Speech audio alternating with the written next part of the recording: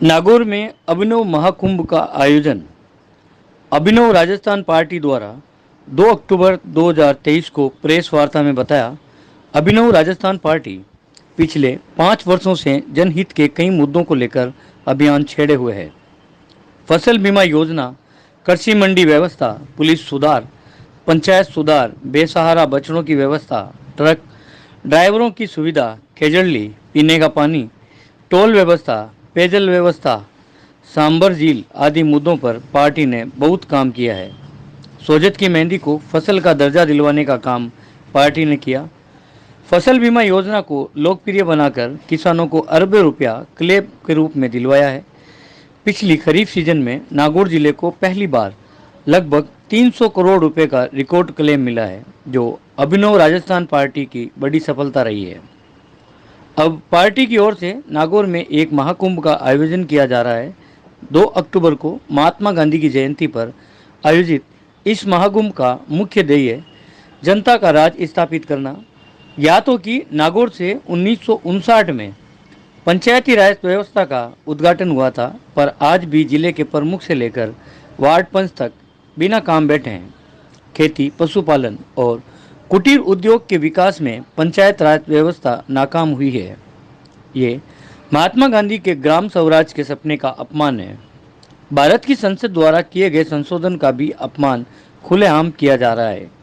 1993 में भारत की संसद ने ग्राम सभा और वार्ड सभा को सबसे महत्वपूर्ण तंत्र बनाया था, पर आज उसके 30 साल बाद भी इसका आयोजन नहीं हो रहा है। अभिनव राजस्थान पार्टी इसे लेकर लगातार आंदोलन कर रही है। आने वाले विधानसभा चुनावों का बिगुल भी इस विशाल जनसभा से किया जा रहा है। प्रदेश की सभी 200 सीटों पर पार्टी पूरे दमखम से उतर रही है।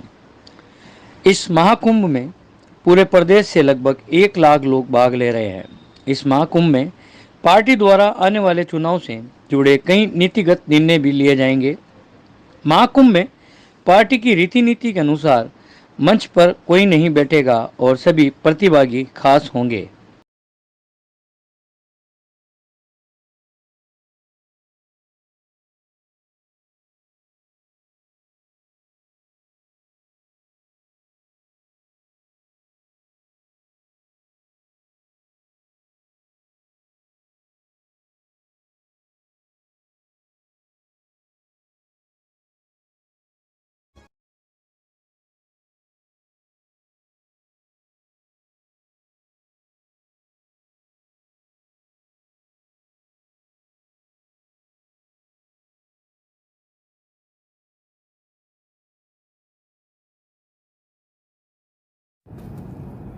हमारी पार्टी को लोगों ने स्टाम्प वाली पार्टी कहा था, क्योंकि हमने गारंटी दी थी लिख के कि हम लोग जो कहेंगे वो करेंगे और आपके साथ धोखा नहीं करेंगे। लेकिन पिछली बार अगस्त में हमारी पार्टी बनी और नए थे एकदम, संगठन का आधार थोड़ा कमज़ोर था। फिर भी हम लोग लड़े, 22,000 गाँव हम लोग गए और हम लोगों ने लोगों को विश्वास दिलाया। लोगों को बात भी अच्छी लगी कि अगर ऐसा राजस्थान बनता है तो और क्या चाहिए। उसके बाद उस चुनाव के बाद से फिर हमने ग्राउंड वर्क शुरू किया। करीब 10-12 मुद्दों पर हमने काम शुरू किया और 10-12 मुद्दों में सबसे बड़ा मुद्दा जो है वो जो राजस्थान से जुड़ा हुआ है कि किसान को उसकी खेती को सुरक्षित कैसे करवाया जाए, उसको घाटा ना। फसल बीमा योजना पर हमारी पार्टी की मोहर लगी हुई राजस्थान में कि फसल बीमा योजना पे सबसे ज़्यादा काम हमारी पार्टी कर रही है।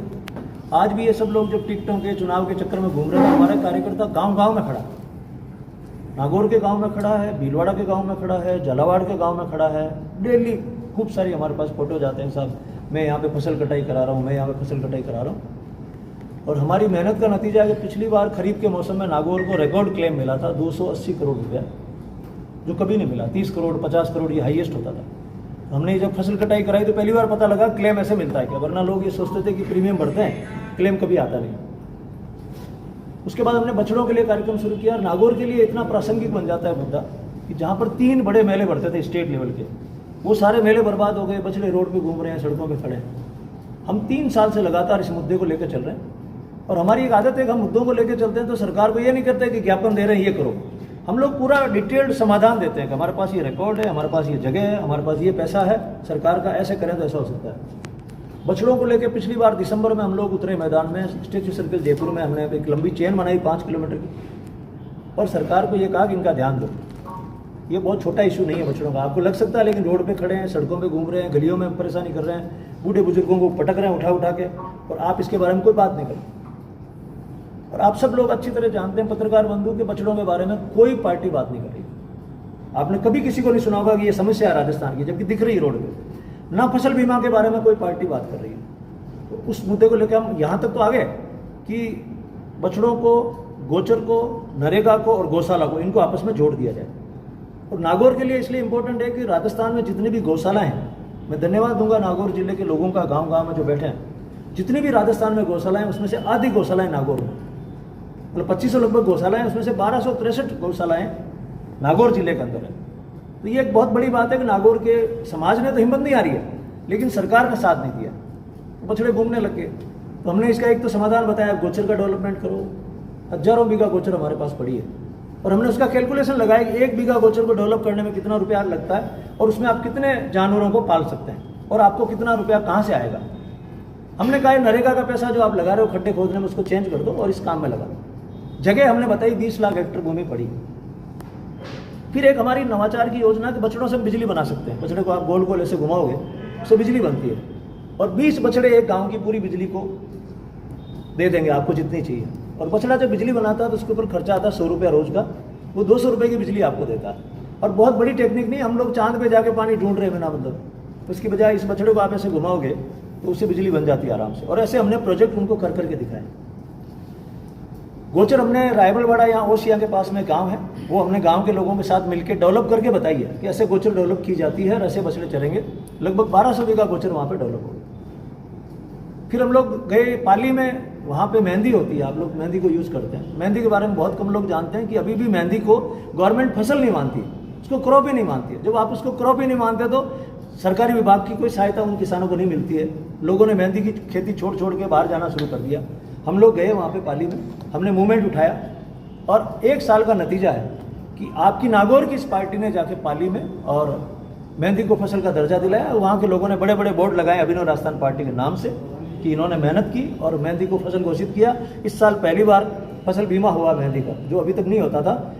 आपको जानकर अचरज होगा कि मेहंदी जब कटाई करते हैं तो उस समय एक मजदूर की रेट होती है 2000 रुपये। इतनी सेंसिटिव फसल है कि अगर उसको रातों रात आप नहीं काट लोगे तो पूरी मेहंदी बर्बाद हो जाती है। बीमा नहीं होता, हमने बीमा कराया उसका, और विद प्रूफ हमारे पास लेटर है, विद प्रूफ कि ये लेटर है, उन्होंने लिखा नीचे कृषि विभाग ने, अभिनव राजस्थान पार्टी के पत्र के कारण ऐसा लिखा, विद प्रूफ का। हालांकि जैसे ही घोषित हुआ उसके बाद में वहाँ के लोगों ने प्रेस कॉन्फ्रेंसें करना शुरू कर दिया, वहाँ के MP ने करना शुरू कर दिया कि हम लोगों की मेहनत से हुआ। तो लोगों ने मजाक भी उड़ाया कि अब तो प्रूफ है और अब सोशल मीडिया है, अब आप कह ही नहीं सकते बिना प्रूफ के। वो काम हमने किया है। ये जो सांबर झील है, इसका मुद्दा लेकर हम लोग 2 साल से चल रहे हैं।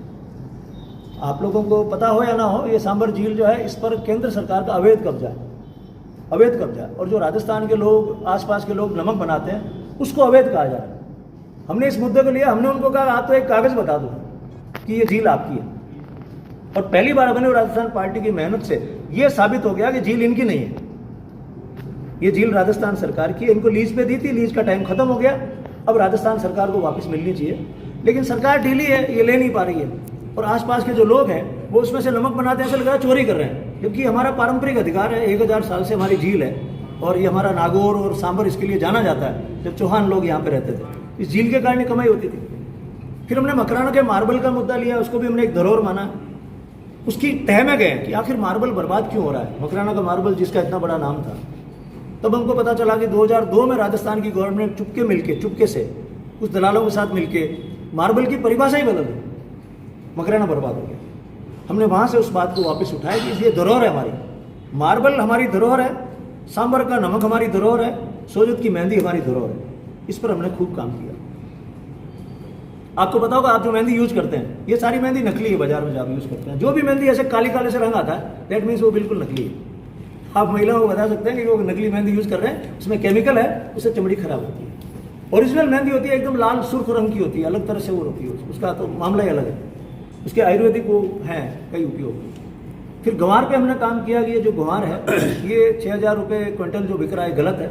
इसका असल में भाव 1 लाख रुपया क्विंटल है।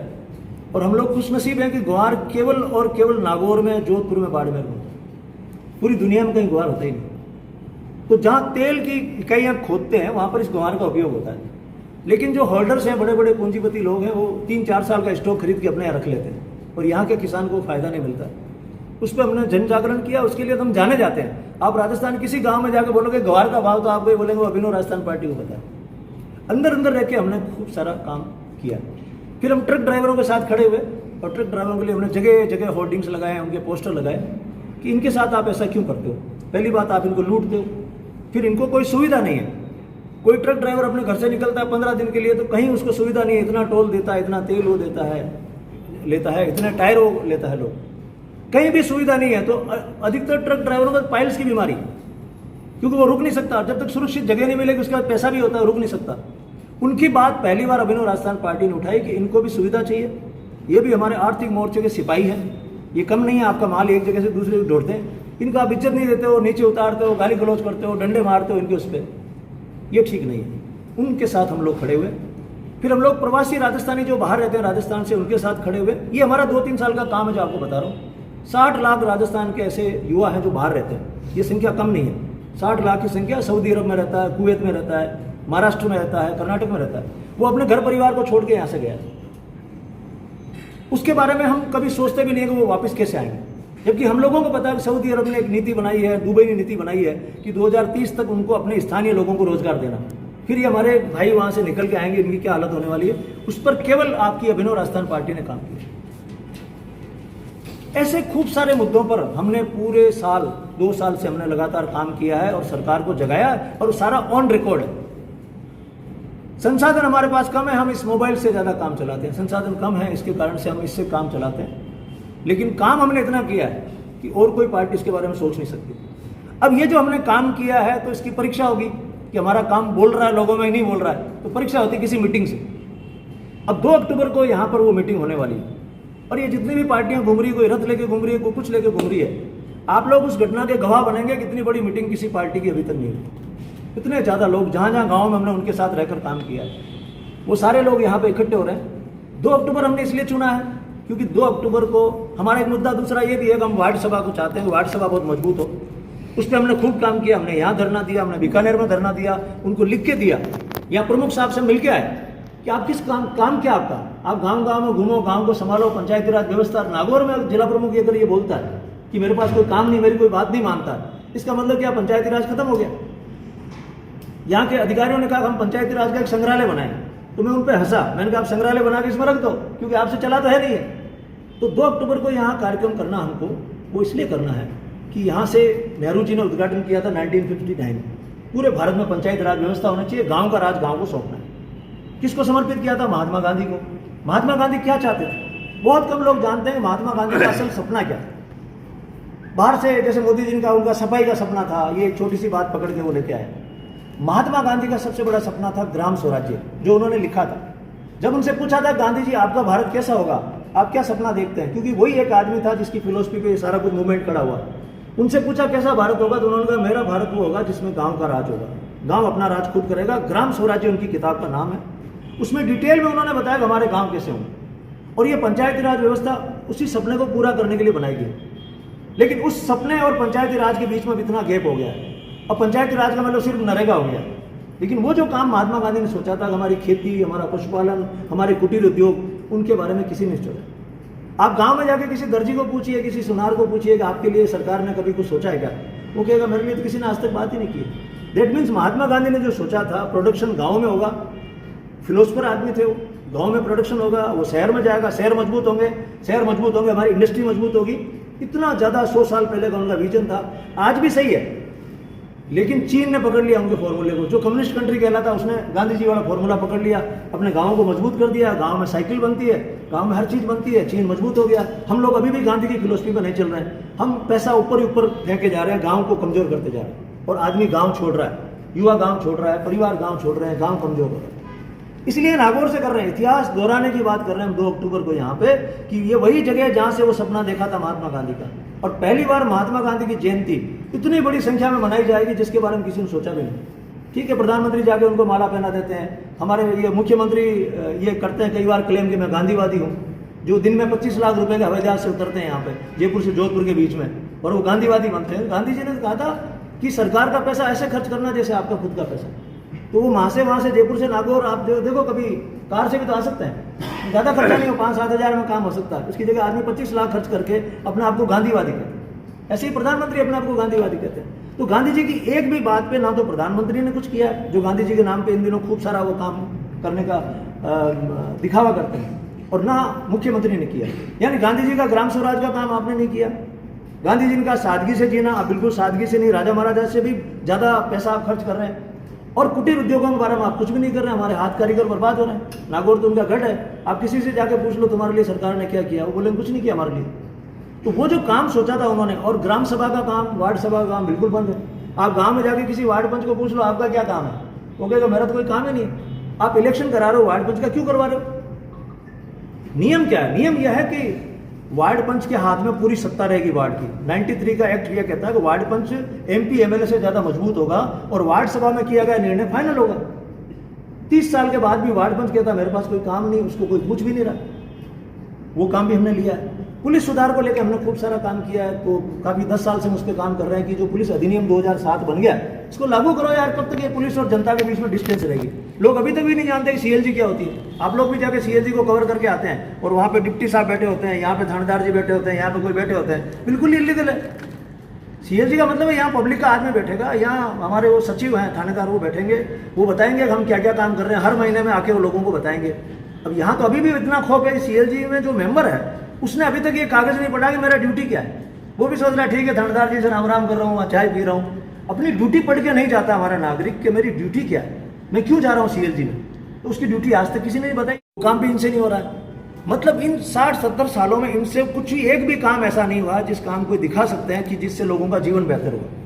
यही नागौर शहर है, इसमें हमने मुद्दा उठाया था कि ये RUIDP की जो स्कीम है वो फॉल्टी चल रही है। 3-3 साल आप उनको एक्सटेंशन दिए जा रहे हो। कलकत्ता की कंपनियां हैं, उन्होंने पूरे शहर का सत्यानाश कर दिया। इतना रुपया आपने उनको दिया। अस्पताल को आप बाहर लेके चले गए बिना बात, जरूरत नहीं थी। अभिनव राजस्थान पार्टी ने पिछले चुनाव में लिख कर दिया था कि अगर हमको नागौर की जनता मौका देगी तो सबसे पहला काम करेंगे उस अस्पताल को यहाँ लाएंगे। इस दुनिया में हम कहाँ से कहाँ पहुँच रहे हैं। इस अस्पताल को 3 मंजिल का बनाने की जरूरत थी ताकि ये शहर के लोग आराम से कोई भी छोटी मोटी बात हो, महिला भी जाके अपने बच्चों को दिखा के आ जाए। आप यहाँ से इतने किलोमीटर दूर ले जाके पटक के आ गए उसको, और कोई बोला ही नहीं, कोई प्रतिनिधि बोला ही नहीं कि गलत हो रहा है। आज SMS अस्पताल वहीं पर है जहाँ था, आज अजमेर में JLN अस्पताल वहीं है, आज महात्मा गांधी अस्पताल जोधपुर में वहीं पर है, बीकानेर में PBM अस्पताल वहीं है। किसी भी शहर में ऐसी असुविधा क्रिएट नहीं की नागौर में की है। मतलब नागौर पे कोई गौर नहीं किया गया। सच यही हुआ। तो ऐसा क्यों हुआ? कितने सारे मुद्दे हैं जो हम लगातार हमारे साथियों के साथ उठा रहे हैं, और पूरे राजस्थान के गांव-गांव में हम लोग घूम रहे हैं और चुपचाप काम कर रहे हैं। साइलेंट रिवोल्यूशन आप कह सकते हैं, मौन क्रांति घट रही है, और गांव में लोग हमको समझ गए। ये अपने रथ लेके घूम रहे हैं, इनसे कोई बात नहीं करता। हम लोग जाते हैं, हमारे साथ गट्टों पे बैठते हैं लोग, हमको चाय पिलाते हैं, खाना खिलाते हैं। वो कह रहे हैं हमारे दर्द की बात आप कर रहे हैं, हम उनके दर्द की बात कर रहे हैं। इसलिए अब हम उनके बहुत नजदीक जा चुके हैं, और वो दर्द कितना ज्यादा है वो संख्या में तब्दील होगा यहाँ पे 2 अक्टूबर को। और आप लोग देखेंगे कि ये हम जो अभी तक सुन रहे थे वो कुछ अलग कहानी थी, और ग्राउंड पे कुछ अलग कहानी। तो वो कहानी आप लोग उसके साक्षी बनेंगे नागौर में। उस कहानी को अपनी आंखों से देखेंगे कि इस तरह भी पब्लिक उमड़ती है क्या, पहली बार आपको दिखाई देगा। और नागौर को हमने जानबूझ के चुना इसलिए कि हम चाहते हैं कि नागौर से ये मैसेज जाना चाहिए कि राजस्थान में ये जो पॉलिटिक्स कर रहे हैं, हम तो इसको राजनीति में है नहीं, हम लोग इसको लोक नीति बोलते हैं। वो लोग राजनीति बोलते हैं, पॉलिटिक्स को हम लोग बोलते हैं लोक नीति। वो कहते हैं कि पॉलिसी फॉर रूल, राज करने के लिए नीति। हम कहते हैं पॉलिसी फॉर पब्लिक, लोगों के लिए नीति, लोक नीति जो लोकतंत्र में होनी चाहिए। तो ये कंसेप्ट लेकर हम लोग घूम रहे हैं कि हम तो वही बातें करते हैं जो लोगों के लिए। हमारी मीटिंग की एक खास बात होती है कि हम कभी भी हमारे मंच पे किसी को नहीं बिठाते। हमारी मीटिंग में सारे लोग बराबर बैठते हैं। हमारी मीटिंग में कोई खास लोग ऊपर नहीं होते, सम्मानित मंच नहीं होता, अपमानित श्रोता नहीं होते हैं, सब लोग एक साथ बैठते हैं। ये हमारी मीटिंग की खास बात होती है। कोई भी आदमी होगा वो नीचे बैठेगा ताकि लोगों को एहसास होगा हम सब बराबर हैं। ऐसा हम करते हैं। हमारी मीटिंग में हम लोग कभी भी व्यक्तिगत आरोप नहीं लगाते।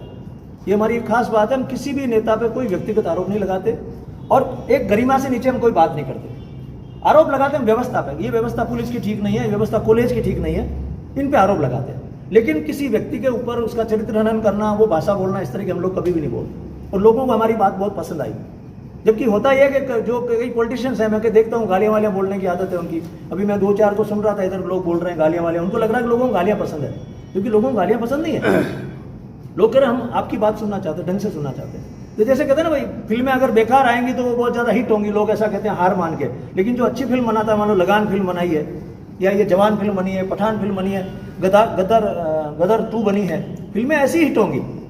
आप थोड़े दिन के लिए लोगों को बेवकूफ़ बना सकते हैं, लोगों की चॉइस गलत है। लोगों की चॉइस गलत नहीं है, आप उनको गलत समझ रहे हो। तो हम लोगों ने लोक नीति पे काम किया और हमको बहुत प्यार मिला, लोगों का इतना सम्मान मिला कि हम सोच ही नहीं सकते थे कि लोग इतना ठीक सोचते हैं।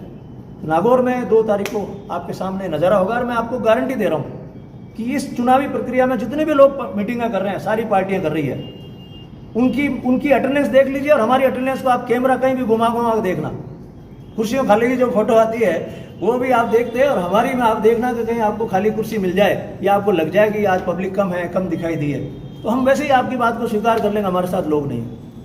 तो ये चुनौती स्वीकार करके हमने नागौर में कार्यक्रम रखा है और बहुत बड़ा कार्यक्रम रखा है और पूरे जोश से हमारे साथी आ रहे हैं। हमारे जितने भी साथी हैं वो बड़े बड़े हैं। कई बार लोग उनको कहते हैं आपके साथ बड़े बड़े लोग कौन हैं, तो हमारे साथ बड़े लोग वही हैं जो ग्राउंड पे काम करते हैं, जो जिम्मेदार हैं, जो खेत में तपते हैं, जो मजदूरी करते हैं, वही लोग हमारे साथ आते हैं। उन सबको आप देखेंगे। हम लोग एक रजिस्टर्ड पार्टी है, पिछली बार भी हमने चुनाव लड़ा था, इस बार भी हम चुनाव लड़ेंगे और हमारे उम्मीदवारों की घोषणा हम लोग 4 नवंबर को करेंगे। एक साथ 200 उम्मीदवारों की घोषणा करेंगे 4 नवंबर को। 2 अक्टूबर को हमारी मीटिंग होगी। इस मीटिंग में हम लोग अपना एजेंडा सामने रखेंगे। ये हमारा एजेंडा है, इसके लिए हम राजस्थान के सामने हैं और वो एजेंडा इतना ज़्यादा क्रांतिकारी होगा, बहुत सारी बातें हम आपको आउट भी नहीं कर पाएंगे अभी। उस दिन आपको सारी बातें पता चलेगी कि हमारे एजेंडे में ऐसी ऐसी चीज़ें हैं जिनके बारे में कोई पॉलिटिकल पार्टी सोच भी नहीं सकती, लेकिन जो सोसाइटी को चाहिए उस तरह का एजेंडा हमारा और डाउन टू अर्थ है। इस बजट के अंदर क्या हो सकता है वही हमारी बातें, इससे बाहर हम कोई बात करते भी नहीं, जो संभव बात करते हैं। तो वो 2 अक्टूबर की हमारी एक तरह से आप कर दीजिए चुनावी बिगुल है, वो बजा रहे हैं, अलग तरह का है, उनसे तुलनात्मक दृष्टि से बिल्कुल ही अलग तरह की बातें होंगी। लेकिन संख्या के मामले में हम गारंटी दे रहे हैं कि हमारी संख्या सबसे ज़्यादा होगी, कोई सोच भी नहीं सकता। हमने पिछली बार भी स्टाम्प पे लिख के दिया था कि 500 रुपये के स्टाम्प पे आपको लिख के दे रहे हैं कि पार्टी ये काम करेगी, इतने काम में करेगी, इसमें इतना रुपया लगेगा, पूरी डिटेल बताई थी कि ये हम काम करेंगे तो कैसे करेंगे। और हमारे कैंडिडेट्स ने लिख कर दिया था कि हमारे कैंडिडेट ये काम करेंगे। हमने ये कहा था कि हमारा एमएलए गवर्नमेंट सर्वेंट की तरह काम करेगा। जैसे एक स्कूल में टीचर जाता है, उसको पैसा मिलता है, स्कूल बराबर जाता है, पढ़ाता हुआ दिखाई देता है, तो हम उसको सैलरी देते हैं। हमारा एमएलए बिल्कुल 15 दिन आपको गांव में मिलेगा, बिल्कुल ट्रांसपेरेंट कि आज इस गांव में गया, आज इस गांव में गया, इस तरह नौकरी करेगा, जिसके लिए उसको 3 लाख रुपए मिलते हैं। उसको रोज का 3000 रुपये मिलता है डीए, उसको रोज का 3000 रुपये ड्राइवर का मिलता है, 3000 बाबू का मिलता है। और मैं राजस्थान के 200 विधानसभा क्षेत्र के गाँव में घुमाऊँ। मैंने उनसे एक ही सवाल पूछा है कि आपके एमएलए पिछली बार कब आए? बोले साहब एमएलए 4 साल में तो कोई नहीं है। आंख मीच के पूछो, कहीं पे भी आए ही नहीं। आए तो किसी के ब्याह में आ गए, बांध बनाने के लिए, कोई मर गया तो आ गए, लेकिन यूं बात करने के लिए जिसके लिए उनको पैसा मिलता है कभी भी नहीं आए। कि आप पूछो लोगों से, फिर विधानसभा में जाके प्रश्न उठाओ, आपका काम तो है, मिलोगे तो प्रश्न उठाओगे। अब वो मिलते लोगों से है नहीं, और लोग डाक बंगले में, सर्किट हाउस में जाके हाथ जोड़ के साफ साफ करते हैं। हम कह रहे हैं साफ साफ वाले कल्चर खत्म करेंगे। आपको फोन है, आज इस गांव में आपका कार्यक्रम है, गांव के लोग बैठेंगे, आपको लिख के देंगे, आप मुनि में हो उनके, आपको मुनि में तो रखा है, ये लिख के देंगे, ये समस्या आप सोल्व करा के लाओ। मैं मुंह काट रहा हूँ, मैं वहाँ घूमूं क्या? जब मैंने एक आदमी को वोट दे दिया, नोट दे दिया, तो मैं मेरा मुंह काट रहा हूँ, मैं मेरी दुकान पे बैठा हूँ, मैं मेरा टीचर हूँ, पढ़ा रहा हूँ, आपको मैंने लिख के दे दिया, दिस इज माई प्रॉब्लम, आप जाके सोल्व करके लाओ। आपको हमने पावर दी है सोल्व करने की, आपसे कलेक्टर बात करेगा, आपसे थानेदार बात करेगा, आपसे बात करते हैं, लेकिन आप मेरे लिए हो ना। तो वो मैं हमारे एमएलए इस तरह से लिख के देंगे, इस बार भी स्टाम्प पे ये देंगे, फिर हमारे पार्टी के प्रति प्रतिबद्धता भी लिख के देंगे। ऐसा नहीं कि जो जीत गए उसके बाद में कोई 10 करोड़ में खरीद ले, 20 करोड़ में खरीद ले, जैसी ये मंडियां लगती है, तो हमारा तो लिख के देंगे। दोनों चीजें हम लोग लिख के देंगे। पार्टी का एजेंडा जो हमारे 23 पॉइंट है, बिल्कुल क्लियर कट, हम ये काम करेंगे और ऐसे करेंगे, इतने टाइम में करेंगे, बिल्कुल झूठा झांसा एक भी नहीं देंगे, लिख के देंगे। और हम लोगों को कहेंगे कि अगर हम वादों पर खरा नहीं उतरते हैं तो कोर्ट में हमारे खिलाफ 420 का केस दे, बिकॉज हमने आपके साथ धोखा किया, आपने भरोसा किया। पिछली बार लोगों ने भरोसा इसलिए नहीं किया कि वो हम छोटी पार्टी थे, जीतेंगे तो वैसे ही नहीं। उनको कहा यार आपकी बात तो बहुत बढ़िया है, आंसू आ रहे थे लोगों के, यार ऐसा हो जाए जब तो कुछ नहीं, लेकिन अब आप जीतोगे नहीं, छोटी पार्टी तो करें क्या इसका? तो लोग इधर से उधर गए। लेकिन आपको जानकर हैरानी होगी, पिछली बार लोग आज जो मूड में, पिछली बार भी ऐसे ही मूड में थे, ना वो कांग्रेस को वोट देना चाह रहे थे, ना बीजेपी को वोट देना चाह रहे थे, और तीसरा फ्रंट उनके समझ में नहीं आ रहा था करें क्या, कोई जीतेगा कि नहीं जीतेगा। तो दोनों का डिफरेंस देखना, पिछली बार का दोनों का डिफरेंस मात्र 1.5 लाख वोटों का, कांग्रेस बीजेपी का। और आज भी पॉलिटिकल सिचुएशन राजस्थान के गांव में यह है कि वो ना तो बीजेपी की मीटिंग में जाना चाह रहे हैं, ना कांग्रेस के प्रति उनका कोई प्रेम है, चुपचाप बैठे हैं, ऐसे कुछ भी बात नहीं कर रहे हैं। ठीक है, कोई टल्ला मार रहा है, कोई किधर मार रहा है, लेकिन चुपचाप बैठे हैं कि यार करें क्या, समझ में नहीं आ रहा। राजनीति ने हमको बहुत धोखा दिया। तो आपकी बात जो थी हम लोग बाकायदा लिख के देंगे और बहुत ईमानदारी से लिख के देंगे, हम ऐसा करना चाहते हैं।